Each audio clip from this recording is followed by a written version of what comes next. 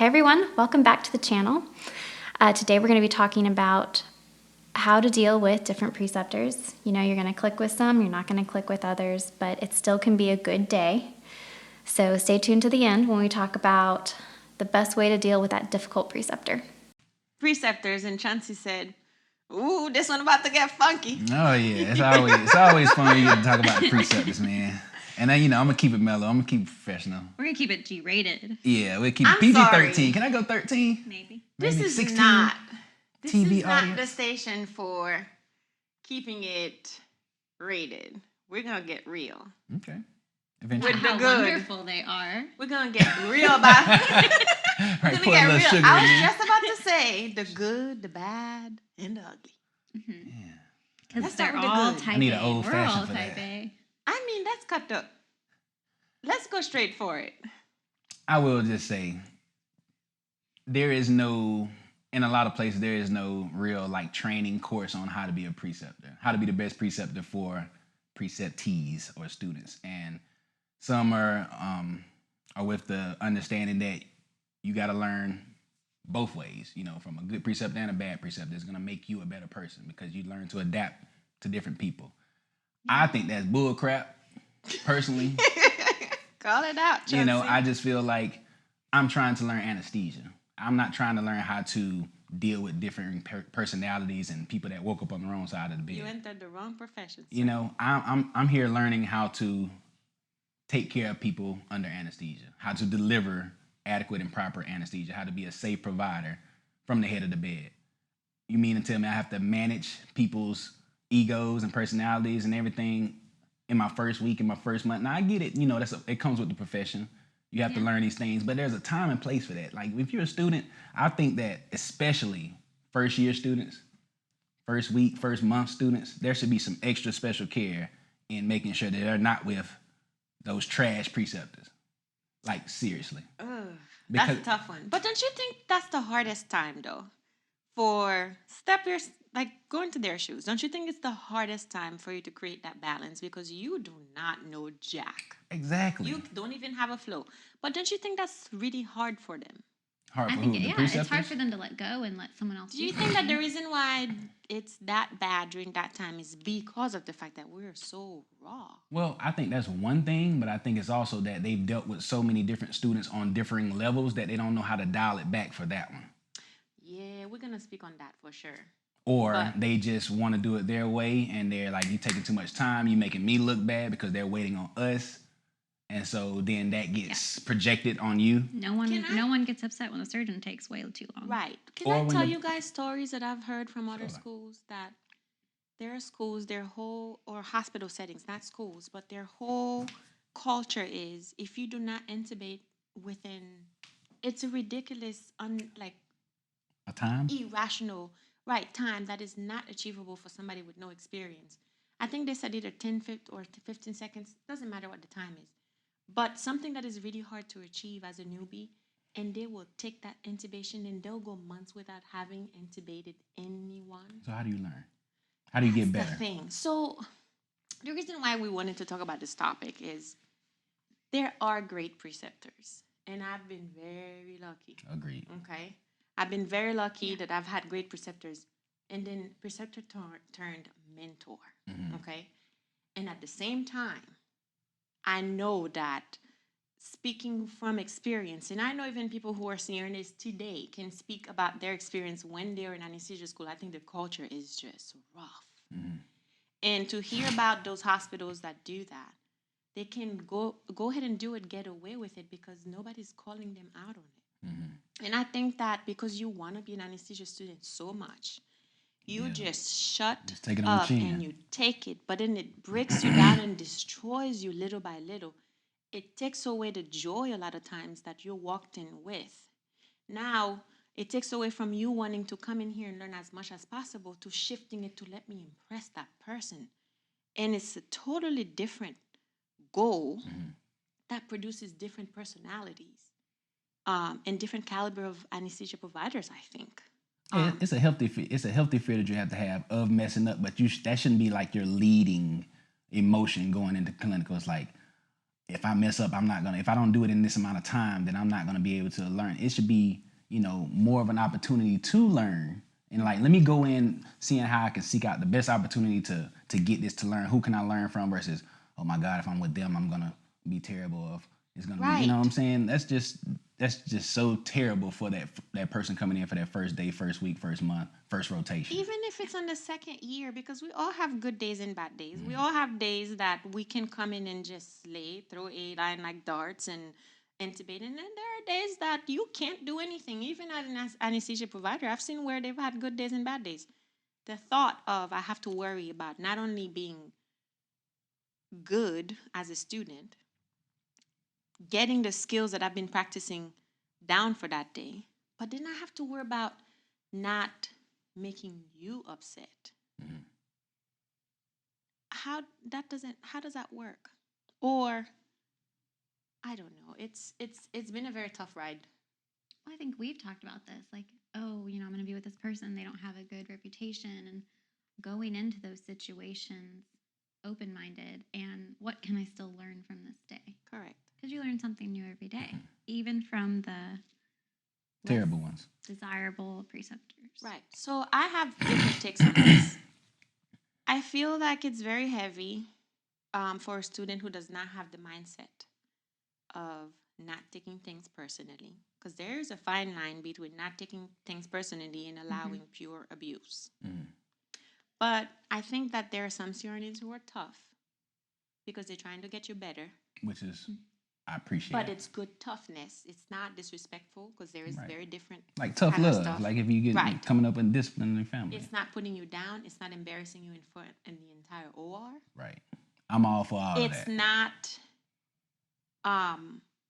It's not constructive. It's constructive in that sense, but they're not making it easy for you. Not deconstructive though.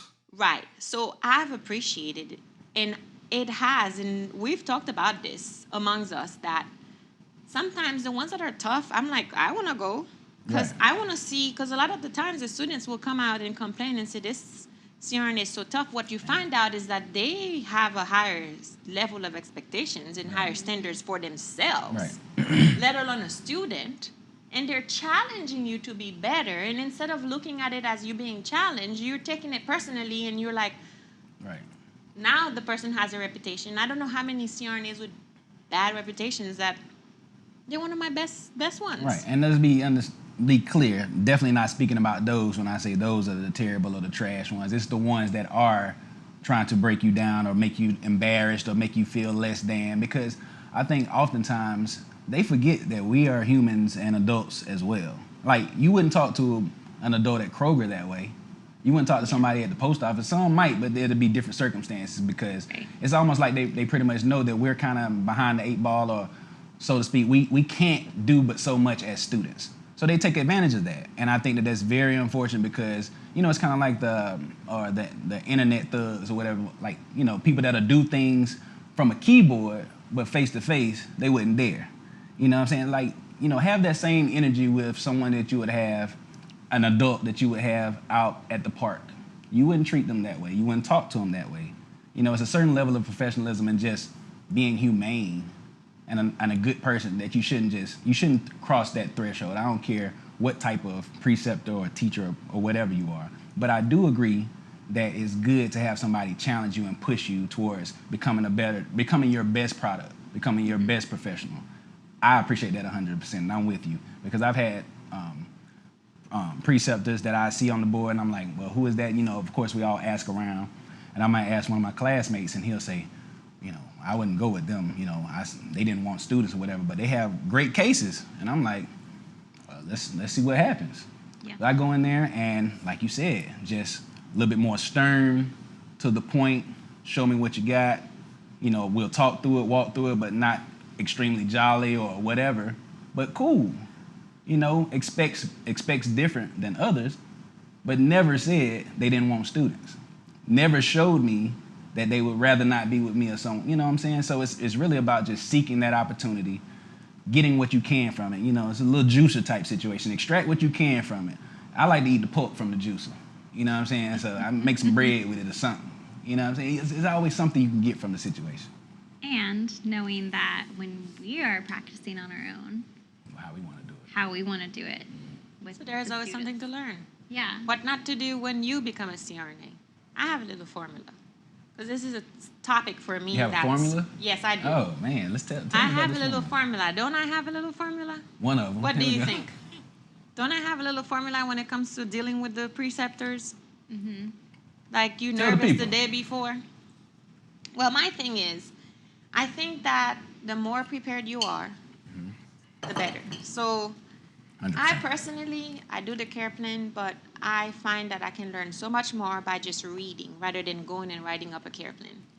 And I will read about the case, I will look up the patient, but I will also read about anything I'm going to do.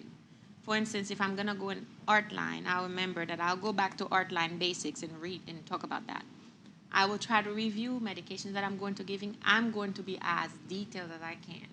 If I'm doing a procedure, I'm going to look up the latest article or research about that outside of your regular care plan so that I can have a conversation. Going super early is always a good thing. Rather be too early than cutting off the time. And I try to get my setup as neat and perfect as possible. Then, when they walk in the door, I'm going to give you a report on the patient. I'm not going to wait. I'm going to say, this is the patient, this is what I'm going to do, this was my plan. And then I'm going to tell them, what do you think? Because at the end of the day, this is their case, right? Yeah. Right. But at that time, I didn't give the person the opportunity to question or wonder, is this person prepared? Right. Is she going to take lead or not? Right. Right. I just told you all that just by doing that. Two major things: preparedness and assertiveness. Like that You take have you so to be far. rather Yeah. than, but then I'm including you. This is your case. At the end of the day, I will do whatever you want. And at that point, when I talk to them, I say, I was thinking about going with rock. Do you like rocuronium or do you prefer VEC? I'm gonna give that CRNA and pet their little ego or big ego and let them know this. What do you do? What would you like to do? Because it is true that technically I'm not here to study or to practice your anesthesia. But it's still But their I'm not case. going to win that battle because No. majority Never. of them are type A Never. personalities. Majority of anesthesia providers practice what I call pigeon box anesthesia. They have Oh. one way of doing things. What Some do they of them call it? though, Pigeon box. right? Oh, I've never heard that one. I mean, I just call it that. I mean, you'll find a few who Like say cookie cutter.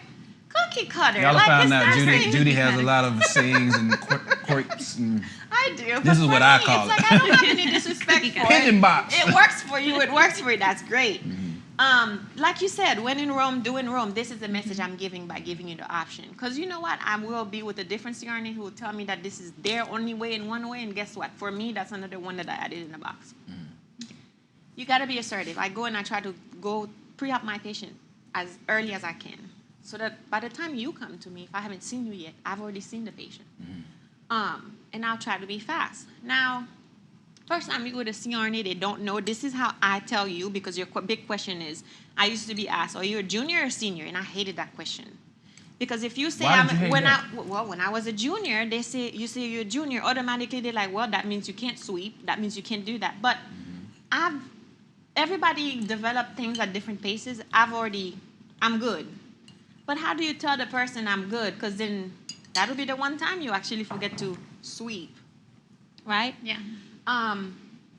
Then, again, talking through my intubation, again, all of that, when you look at it from beginning to end, I'm telling you everything that you possibly have in your mind, any questions that you have. I'm confident, but I'm also receptive to whatever input you might have.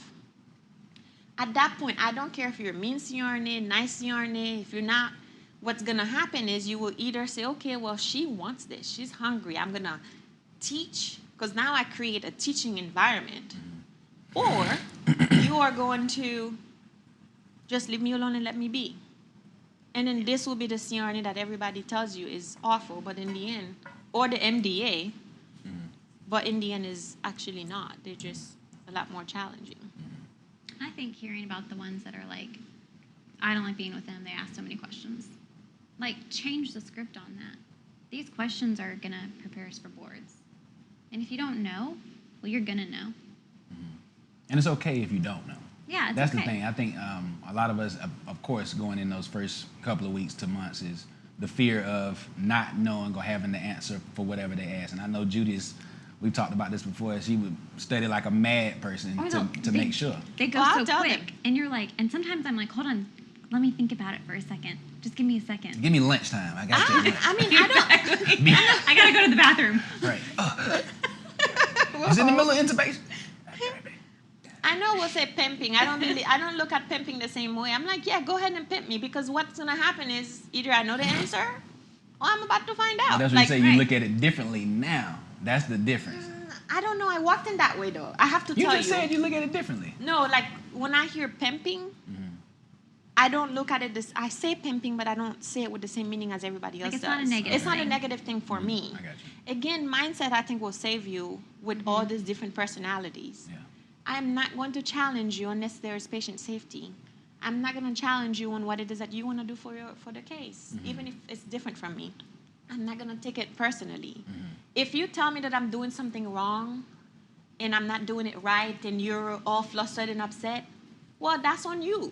And you know, I've told you guys that all the time. I say, well, this is your time to shine. Go ahead and let your little light shine. I'll literally tell myself, let the CRNA shine, because they want to shine right now. I'll have some And of tell them good job. Correct. I mean, if you have to, you can tell them good job. I don't tell them good job because I don't know how I like they to take tell it, them but good that's job. good. I'm just like, I mean, it's not patronizing. I'm just like, if it's a hard A line and they get it, I'm like, that was awesome. Well, just be know. careful that it's not taken that way, even though you're not Yeah. trying to say it that way, because egos, right? Right. And you But probably it's know like, them by now. How Yeah. dare a student tell me good job? Well, I mean, it's more like a, man, that was like, I watched I them get where you struggle. come Like, from. thanks. But them, They imagine know, where they they coming probably from. work now, like together for a while now, and they Yeah. know. But yeah, I've had one really, really bad experience that I'm not going to touch on today. But and that's the one time I'm like, nope, absolutely not. I will not go back with that person ever again. And it has nothing to do with taking it personally. It's trying to protect myself. That's the one time that I'm like, it's okay. You have to look out for you. Nobody else is Correct, going to look because out I'm for you. protecting myself like you. and my future. Otherwise, I really do not care how you handle it. For me, what I tell myself is, this is how you deal with things. This is how you respond to things. This is yours. I'm not taking it on. It's not going to disturb my day. It's not going to make me feel less than. I will not allow it to. It's not how I deal with things. It's sad that this is the way you deal with things, but Yeah. it's going to go in one ear and out the other. So a huge thing is like building that mental fortitude, like and ego management. That's definitely a huge part of it as a student. Ego management, and also finding the right placement of your own assertiveness, confidence in the situation, Reading in the the equation. room. Yeah, you have to. I mean, you literally have to get good at that, and I think that'll help you, like you said, just understanding like your mindset, knowing that okay, they're pimping me. It's not a bad thing. It's an opportunity for me to grow, to get better. Yep. Understanding that, okay, if you do get a bad remark because you didn't know this one question that this preceptor just expect everybody to know. Maybe you blanked out. Maybe you did know or you didn't know. But understanding that that's not going to make or break you or your whole anesthesia career. It's an opportunity to learn from it. Get beyond it. If you blow that IV, you don't get that art line, you can't sit in that. It's really, and I'm speaking from experience, because I liken to baseball all the time. I play baseball all my life. Is you go 0 for 3 strikeouts, go to sombrero that game. You can't come in the next game with your head down, or you're going to do the same thing. If you got your head in the way of your own performance, you never get better. That you make an error in the game, the ball's going to find its way back to you. Right. So unless you flush that and say, all right, I'm in the game for this one. You really have to flush it and get back on track. And if you don't, it's going to find you, and it's going to make you look foolish again. Yeah. Now, to those good preceptors who I would wonder sometimes, I didn't feel like I did great, but then they're like, good job. And you're like, I don't like that. That is how. Because You you're know, hard like, on it's yourself. like, You're hard on yourself. can though. you at least, I'll ask them at the end of the day, look, can you please tell me how I can do better? Like, what you saw that I could improve on? I know you're not going to write it in my eval because you don't want to. Put something bad. But I won't get better if every time I see you, you're like, good job. Well, maybe that's the truth. maybe they do think you did a good job. And sometimes we are harder on ourselves than anybody else. Sure, You know, I we think are that's our the own case. worst critics, right? Yeah. So a lot of times they might be honestly telling you that they think you did a phenomenal job, especially understanding that you're a student and you are on the path of learning. So you kind of got to look at it in a sense of situation, right? They understand when you are in school and what you've already shown them. All right, you didn't do as smooth as you wanted with whatever skill. Look at everything else you did. So they're looking at the whole picture, not just that little brushstroke over there. We only think about the brushstroke. the little one thing, yeah. We think about that one error. So when they're telling you good job, sometimes you have to also be in the mindset of maybe I did do a good job. Maybe I did do a good job. You know, Oh, sometimes you that's a got to good take point. those flowers. It's okay. Take the flowers. Smell them. Put them in some water. Get ready for your next day. You know what I'm saying? It's okay. Start over the next day. Have you guys had any really bad experience? Like, do you have any preceptors that you, the night before, sweating, can't sleep because Not really. It's I mean, gonna be bad. sometimes it's just more like, okay, I guess we're going to use Nimbex. Fine. And I don't want to use Nimbex. okay, like- that's very light. Yeah. It's that's not so nothing bad. like super. Okay, your turn. No. Go ahead. I feel like there is this female on female aggression that goes on. I don't know anything about that. Well, we're glad you don't. We'll educate you. Don't you agree, I've had Daisy? female on male aggression. We ain't gonna talk about that. Go ahead. I don't know. I feel like there's boys and boys. I feel like the 'Cause you're in the dynamics boys is club. different. You're in the boys club. I want to be in the billionaire boys club. No, but For really, real. Shout out honestly, for real. though, Ice cream. don't you think that there is a different dynamic between the boys, two boys, like a student Yeah. male CRNA or an MDA, versus a girl and a male, and then a girl and a girl? I can't speak to that.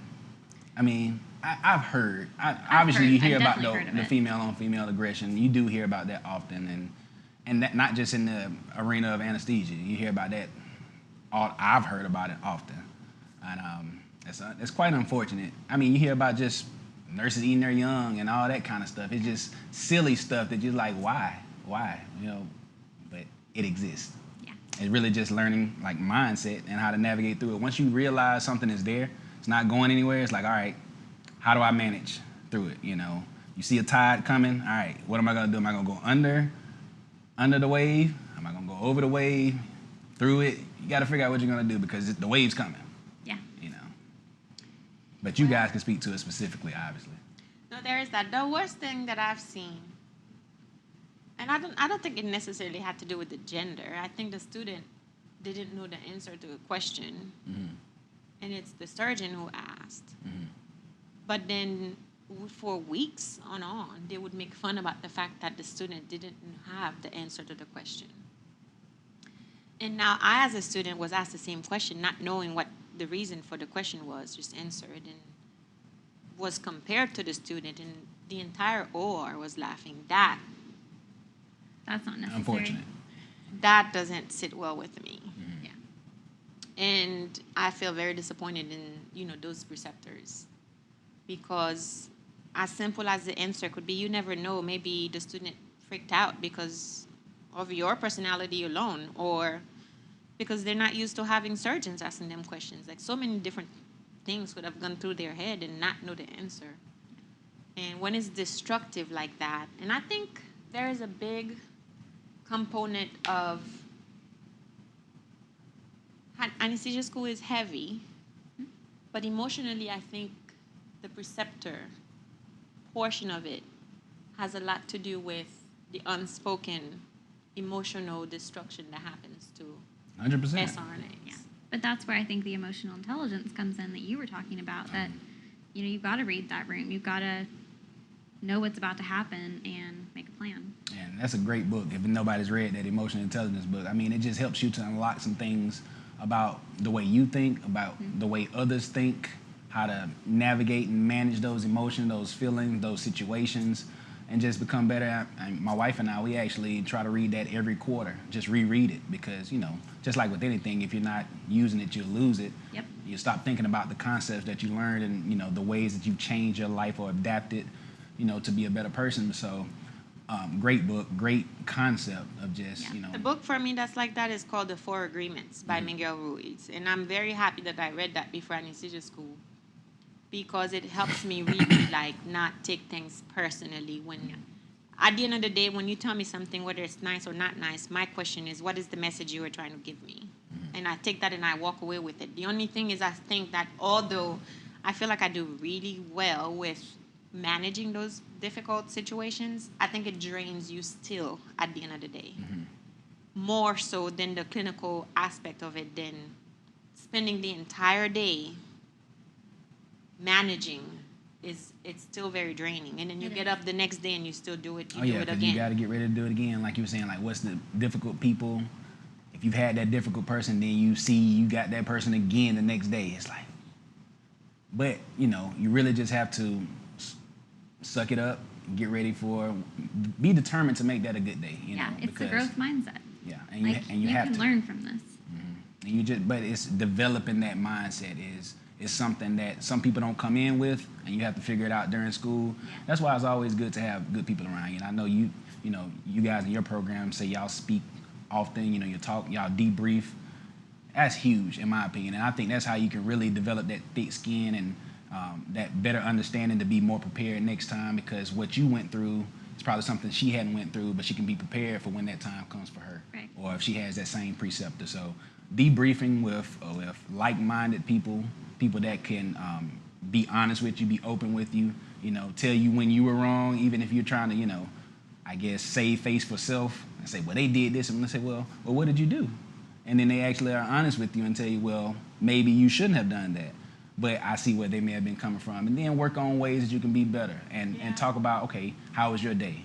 What did you do? We've done that at the that's clinical huge. site where I've met students that I didn't know, but you can tell the look on their face. And I will, anybody knows me, Speak life. I will go ahead and ask them what's going on. And if I know who they're with, and I'll say, is it this? And then they'll open up. And I'll give them a story of mine. Like, I'll get vulnerable with them, and then that opens them up. And they don't have to be from my school. They don't have to be my friends, but this is where I will have, with any student, give them the pep talk that Yeah. you don't have to look at it that way.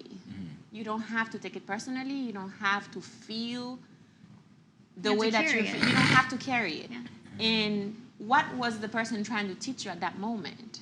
That's all you need to take from it. How they behave is on them.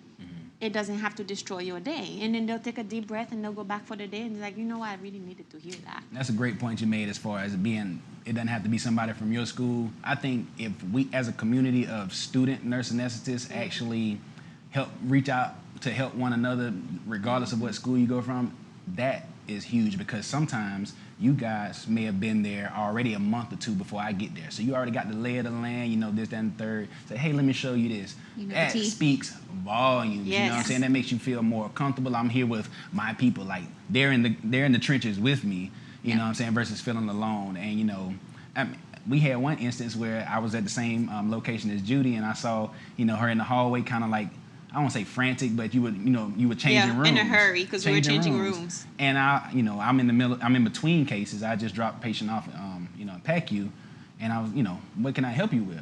She was, changing rooms. Last minute, they changed the room.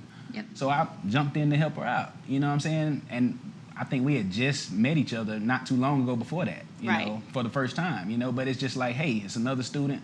I can help out. Or even if it's a tech or anybody, just being kind to whoever's around. You never know. We talked about the universe and being humble. Really, you want to do for others as you would want them to do for you. To One go of in my the really room. good friends now, Asmite, that's how I met her at one of the hospitals. She was not having a good day, and I just saw it, and I went to her, and it's as if I knew her for 15 years ago. I literally, because I was at the site before, so I kind of knew what was going on. And that changed the day. It did. And I think it makes a big difference in mindset is everything. And when it comes to the personalities, I'm praying that eventually the culture changes, which is why I think we're here, that we are future preceptors, to always carry that. And it doesn't have to be this way. It doesn't have to be this hard, and not replicate those things that we were subject to. 100%. Agreed. Even when you feel low, you can still go. Even when you feel slow, you can still go. Even when there's no hope, you can still go. I never answer to no, man, I still go.